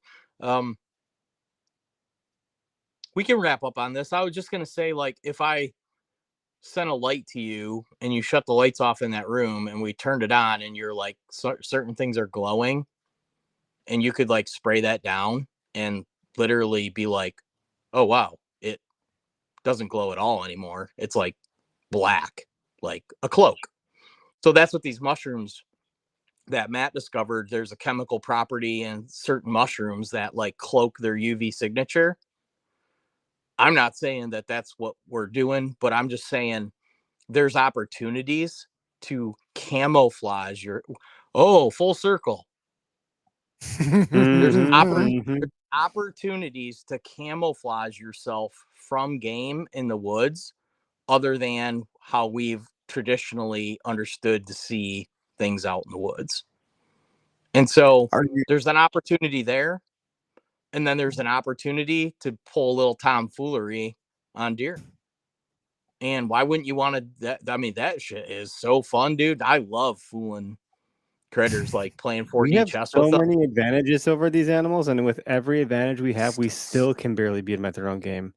Like the odds are stacked in our favor, and we still can't fully get it done. It's true. It's so fun. It's such a 4D chess match. If you did your percentage of like how often do I kill based on minutes that I hunt, it would be really low. You'd swear these things don't want to die. Like, it's crazy. It's like they almost want to just survive. It's almost like they're built to survive. Yeah, it's wild. Yeah, but it is. That's what keeps us coming. Like people said, like our cell cams unethical. Or dude, you could fucking tell me there's a thermal drone over a deer right now, if it's daylight and it was legal shooting hours, and you could go out there, you could kill him. Here he is. I promise you, I will find 10 new ways to fuck that up, and the deer will live. So, like, you can talk advantage all you want, but if you're not a killer, you're not a killer. And I'm not a great killer. I can get in the red zone, but I cannot punch it through the touchdown. Like, it's not how that actually is supposed to sound. Yeah, I don't know. You're not even. Do you watch football? I realized it didn't sound how it was supposed to come off. Also, you're not doing it. That's the metaphor of the night. You always have one really good one. That's probably one of the weirdest statements I've ever made. But I can't touchdown. Anyway, and you're not positioned well to have this argument because there's a giant buck right behind you. You're so like, yeah, I don't know how to get there. Someone told me, Jacob Sklenner, I was talking to him the other day when I was going to go hunting, and he's like, your ratio is through the fucking roof. Yeah, of success for number of hunts. He's like, so you're like a savant. Yeah, which is why I argued the time thing. I told Holly this, my wife, who it's her birthday. I need to get out of here soon. I was like, you know what grinds my gears, Holly? Is that all this ego talk, I work at it so hard, but at the baseline, I am psychotically competitive. And what grinds my gears the most is seeing people kill deer, big deer. I'm like, I fucking know that I can do it. I just don't have the damn time. And I get really frustrated that I like. It's a there is this. Now, this is not how deer hunting should be, by the way. Like in my own opinion, like it should not be competitive. But I fucking can't even help myself. I'm so competitive. I see sporting events. I want to beat the shit out of people on the field. I see people in the gym. When I go to the gym, I see all these young fuckers putting up big weights. I'm like, oh yeah, bitch, let's go. Knowing full well I cannot lift that amount of weight. These young guys will have, they will fuck me up. But my competitive dumbass is like, I just can't. There's some competitive problem here. Like I still have enough testosterone. I don't need the pill. Okay, stop advertising to me. I don't fucking need it. I got the drive. Okay, I don't have the damn time. Anyway, Change your profile time is the photo. cure all to hunting. You want to kill a big deer, put time in the woods. You want to kill big deer like Derek, scout 365 like Derek just does. Because like you're in the woods all year round, putting in the fucking work. And so like a blind squirrel will find a nut. And by the way, I'm riding your coattails a little bit because I'm hunting some spots that you've validated are good to go in some cases. Now it's not true for the deer I've actually put on the wall. So like maybe I am doing enough right. But I don't know. Blind squirrels find nuts. So consider me a blind squirrel. You're like Dewey the deer hunter. We're gonna. That's when you're that. We're gonna stick that with you for when you do like goofy shit. Hey Dewey. Yes. Dewey the deer hunter. Oh, it's just trying to clean my room with vacuum. When you're switched on, you're Eric Clark. You kidding me? Okay, Yeah, Eric freaking Clark. So stupid. World Enterprise. Worldwide. Oh, So I one can't of get anything right. I just built this giant network and shoot giant bucks. One of the guys that's on our podcast, Colton Koza, I work with him. He's a young dude. Okay, listen to this. Colton. Just take some credit. He's giving you some credit. No, we're not doing that. Colton killed a deer. He killed a buck on public land in Wisconsin, but it's nothing to write home about in terms of inches, like most other hunters. And if you're looking at that magnitude, it ain't checking that box. But this dude moved up here from somewhere down south, like Tennessee area, wherever the hell that is. I don't know, Oklahoma, down there. I don't know where that is. I'm geographically challenged also, by the way. He's like, dude, I could kill big deer where I was from all day, every day. Like I got real good at it. I come up here to Wisconsin. He's like, what the fuck? There's so much pressure. I can't go anywhere. This is so hard. I'm like, us Wisconsinites and Michiganders, I got to give ourselves some more credit. We're hunting some pretty hard shit. And everyone will tell you like it's hard everywhere. I will say Pennsylvania seems really hard. I hunted there once. Doesn't mean I know anything about it, but it feels like a difficult place to hunt. Wisconsin's really fucking hard. We're in between Milwaukee and Madison. These are two incredibly populated cities. There's nowhere you can go around here that isn't pressured to the fucking max. And it is difficult, dude. I'm in this group chat with you in like 10 different group chats, and there's nowhere you can go anymore where there's not pressure. Mm-hmm. That's everywhere. How do you get and to get it done on like big caliber mature deer? It's like a whole nother ball game. Why do you think I was trying so hard to shoot a deer before October 15th? It's insane. The pressure only ramps up the later you go. It's insane. Anyway, I say that to say like sometimes I do things that are really difficult and I don't realize it. You do. Like you do well, my friend. So you do well. I'm trying to find a way to give myself some credit here. Like this is a hard state to hunt. In southeast Wisconsin, it's pretty difficult. It's hard It everywhere. It's hard. Yeah. It's hard everywhere. It's where we're at. Everybody mobile hunts. Everybody has maps. It's the Matt Ranella alert. The barrier of entry has lowered, and therefore everyone's gotten to what would have been hardcore years ago is now like pretty normal. Well, putting waders on, getting in canoes, all that shit's pretty normal now. People used to have their camp and they'd have their spot. I'm going to my spot. Like that's how it was for generations. I'm going to my spot. Well, now guess what? Everybody's got 100 spots. Yeah. How many spots you got, Derek? You drop any pins lately? At least 2 or 3. The host of the Dropping Pins podcast has more pins than you could imagine. I gotta get back on that. My bad. Yeah, which is Derek, it's good, right? It's good, but it's also just tough. Yeah, it's real tough.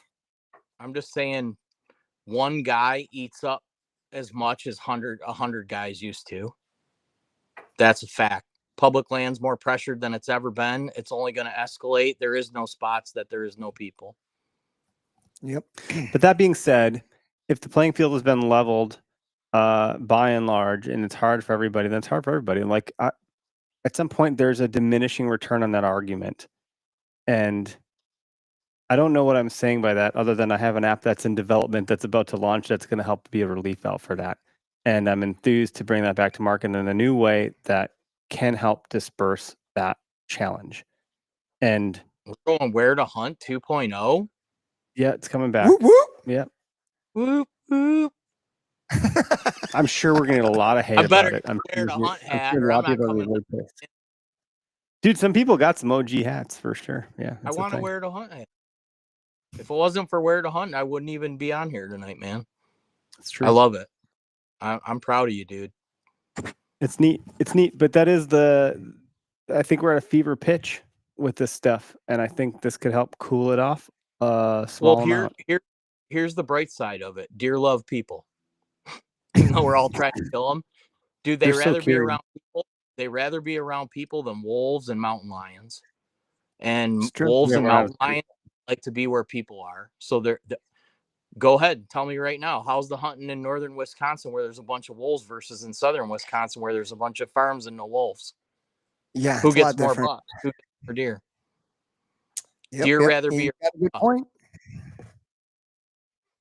Deer rather be around us. People because in development there's bird feeders everywhere that feed them where you can't hunt them. Yeah. Our fight is not letting apex predators retake the entire landscape and displace us. And I think we're positioned. I'm interrupting because I can just see Kevin now going up to Wolf. I hunt here now. I hunt here now. Dude, fuck out of here, Wolfpack. He didn't pay any taxes this year. That's like, can AI? Can you give me a picture of Kevin Vistisen telling a wolf, I hunt here now. This is my fucking. I hunt here too. That's the attitude you got to have. I think. I like that. I'm not against there being a balance and being some of those critters on the landscape, but I'm also a reasonable person and understand that we don't live 100 years ago. Things are different. It would be great to have wolves on the landscape, but you also need bigger fauna for them to not just put pressure on white-tailed deer. Wolves cannot exist where there's only whitetails. They will decimate them. There has to be caribou. There has to be elk. There has to be other big game species. You can't put wolves back without putting back the food they eat and not expect them to destroy the food source. So do you guys have our big challenge right now for deer hunters is to not lose ground there. There can be a balance. Those animals can exist. Deer like to be around people. They rather be around us than to get decimated by wolves and mountain lions. And that's why they do real good in those areas. It's not me saying it. It's like, it's just the factual thing. Why do farms and areas that have a lot of people around grow giant deer, and big timber where there's wolves don't? It's a real struggle, for them out there. We don't live with whitetails. We are an apex predator, but we don't live in their world. Yeah, think about the wolves that live in the world. Like, if we were in the woods 24/7, 365, you would be in tune with nature in a way that is like incredible. Right. We're in the woods if we're lucky, 4 hours at a time. And the ability to get in tune with it, and then inside of that 4 hours, when you get into the thick of being in tune, like, exactly what sound is what, except for when an otter was coming my way the other night. I don't know what the fuck that was. I think it was an otter or a beaver. What's one of the things that drives you out of the woods potentially in the morning after you've been out there for a long time? Well, I have to poop or I have to eat. I don't know. Are you talking about coyotes? You have to eat. You get hungry, you have to eat. So what do? You go to the gas station, you get a slice of pizza or whatever you do. The wolf doesn't leave the woods and go get gas station pizza. The He wolf gets gets hungry. hungry and he goes, Hunts a little harder. So then Down, that there's actually scientific evidence that would suggest that the hungrier you get, the more your senses and your blood vessels open up to alert your senses to go hunt that meal. That's like I don't know what study I had read, but that's a thing. Sounds real. So there's fight or flight, which everyone knows. There's fight, there's flight. There's actually like 3 other responses. One of those other 3 that I'm familiar with, in addition to the fight flight, is challenge response. So when stress gets so high, rather than fighting or flighting or evading, you actually can develop what's called a challenge response. And that challenge response opens up your vascularity of your veins. You more coming into your senses, get more enriched. So what you feel is this immediate rush. You suddenly become really good at whatever that thing is that freaked you out. And so I would imagine if you're a wolf, your ability Performing to under be pressure, in right? tune with nature is just as good, if not better, than the fucking deer. So it's really quite interesting to consider. Your point being like they would decimate because they're literally natural born killers and hunters, and they will fuck you up if you're a deer. That's so good, man. That's why I stopped eating during deer season. Right? I don't even eat deer season anymore. I'm not going deer hunting unless I'm starving. Yeah, you and Derek can talk about that all you want. Like, I'm eating. That's why I'm not a good killer. Dude, I'm joking. I can't wait to wrap this up and go eat like 38 pounds of spaghetti. There you go. Well, let's wrap it up. It's fall now, dude. It's Balkan season. Macaulay Balkan. Macaulay Balkan. Yeah, Macaulay Balkan. That's my name for the next 4 months. That's the guy behind you. Yeah, that's your next T-shirt right there. Macaulay Balkan. And a buffalo plaid. It's raining. It's like 40 degrees here, and like spaghetti and chili sounds good, but it's deer season, man. I do have to keep it in check a little bit because I'm 42. I'll gain weight real quick if I just Macaulay Balkan. And sometimes I get on them latitude sticks and I'm just like, man, I don't know how I can hold my fat ass. Like, I try to stay in reasonable shape during deer season because I climb a lot, I hike a lot, and I need to be able to get deer out of the woods. It's a reasonable thing to talk about. I just read a thing today. Actually, you talked about testosterone. If your testosterone is low after the age of 40, you're at 10 times greater risk of heart disease. There's a new study that just came out. So people are if bald, you're have more testosterone. If what? If you're bald, you had more testosterone when you're younger. Yeah, that's not necessarily true, but get your blood. If you're a 40-year-old man, it costs about $200 to get a blood panel done, and you should be monitored. Just like, whatever, you drink water, you eat protein, you do these things that you need to do to be healthy. Like if you're an adult man, you should be monitoring your testosterone and supplementing it. It'll increase your bone density, your heart strength. Like it's literally the modern day fountain of youth, and society will all benefit from it too if we have a little more testosterone here in this goddamn country. So probably wouldn't hurt. Yep. Not to be confused with masculinity, where there's just this macho bullshit, chest thumping fucking stuff. Like, you don't got to do all that to be worth your salt. Like, you can be damn good at your shit and not have to fucking be a douchebag about it. So that's my 2 cents on that. I agree. And right now, I don't mind that. Like, get me drunk and I'll start arm wrestling people, which is a common theme. I'm very good at instigating. Well, that's what I'm saying. Some of that stuff's okay, but you got to have it under control. There's a lot of guys. It comes down to ego, and it circles back to the deer, not the other people. There you go. It's been one of the things that's been ruining deer hunting, and it's like what your guy talked about earlier. Like a good man that you got to have your ego in check. Your testosterone can be through the roof. You could be a total awesome hero, or you could be a total jackass. That really doesn't matter, as long as you have your ego in check. And true leaders and the baddest ass dudes, they understand that they have an ego and they have that in check. And when you have your ego in check, the world is yours to take over, man. If you don't have your ego in check and you let that, you you either run your life or your ego runs your life. It can go that way. It's like having a car it's like having a Dodge fucking Challenger, or I don't know, pick your fucking muscle car of choice. If you got ball tires on that thing and you're trying to give her gas, you're going to just spin out all day long. Like, you better have a good set of tires on that car so you can actually grip and go. Because That's a the good. biggest engine in the world without good fucking tires, you ain't fucking moving. I really love that. I say that all the time. I spin my wheels a lot. I put a lot of energy out, and I'm less excited to spin my wheels nowadays than I'm older because I have less energy. Like, I want to put that power to the ground and get my traction. I don't want to spin my wheels. I see a lot of people nowadays that spin their wheels. They put a ton of energy out, but it's not focused. And you got to figure out how to put the traction to the ground, like, it's not always work harder. It's a combination of work harder and work smart. Hunt where the deer are. All the hard work you would have put in, if that hard work would have been just fucking hard work for hard work's sake, and there's no damn deer there, it's the fucking point. That's like every other year. Yeah. Best time of year is upon us, boys. We're here. Well, Kevin, we'll have to come on to your show soon, but don't bring me. Bring Derek instead. You have a better conversation. What's the chances that we could have the copy of this and just share it right on our show? You can share it. Well, I'll give it to you. But I would encourage you to have Derek on your show if you guys can find the time at some point soon. Well, what if I come over there, or what if we all together?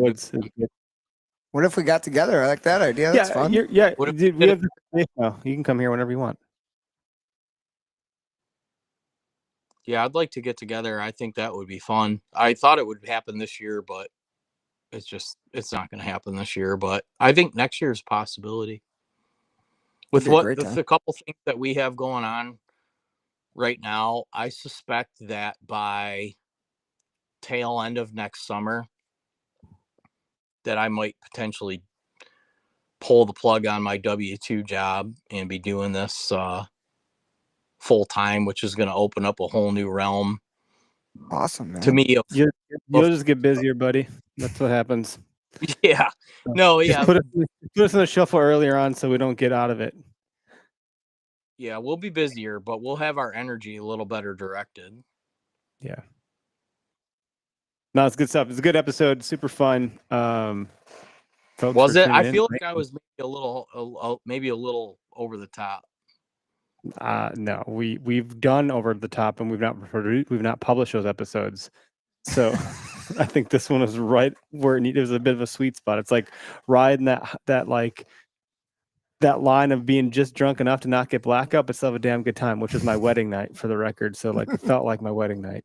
Pretty great. Well, I took like a double scoop of C4 and went to the gym and just went crazy. And by the time I got out of there and got back here, I was still like pretty C4'd up. And that's probably where the like fight the guy out in the public land thing came from. So I do that. It wasn't me talking, dude. It was C4. It was the testosterone made me do it. Get a chopper or bury the guy. I lift things up and I put them down. Yes. I do it again. I lift them up and I put them down. I'm gonna go hang out with my wife for her birthday. Derek's gonna drive home an hour, and we'll find another time to do some more shit. It's all good. Like, we talk enough. It's all good. Yeah. But, yeah, man. Good luck with the start of your season here, and hopefully things ramp up for you and you make it out in the woods more often than not. I appreciate that. And, Eric, if you're not too busy, get some pallet wood up on that wall so I feel at home next time I come here. Okay, that'd be great. Derek was talking about this. We're working on it. It'll happen. All right, everybody. Have a good week. This will be live in podcast land tonight and on YouTube as a separate and potentially on DHP. So,